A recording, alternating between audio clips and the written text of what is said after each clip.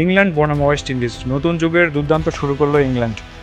Harry ব্রুকের অধিনায়কত্বে বার্বাডোসে জন্ম নেওয়া কিন্তু ইংল্যান্ডের হয়ে খেলা জাকব বেথেল করলেন মাত্র 53 বলে 82 রানের ধ্বংসাত্মক ইনিংস। 8 উইকেটে বিশাল 400 রান তোলে ইংল্যান্ড। এজবাস্টনে তাদের দ্বিতীয় সর্বোচ্চ স্কোর। বেথেলের সাথে রান ফোয়ারায় যোগ দিলেন ডাকেট, ব্রুক 58 আর রুট 57। জবাবে ব্যাট করতে নেমে ক্যারিবীয়রা গুটিয়ে যায় মাত্র 162 রান। সাকিব মাহমুদ আর ওভারটন 3টি করে উইকেট নিয়ে ওয়েস্ট ইন্ডিজকে করলেন ধ্বংসস্তূপ।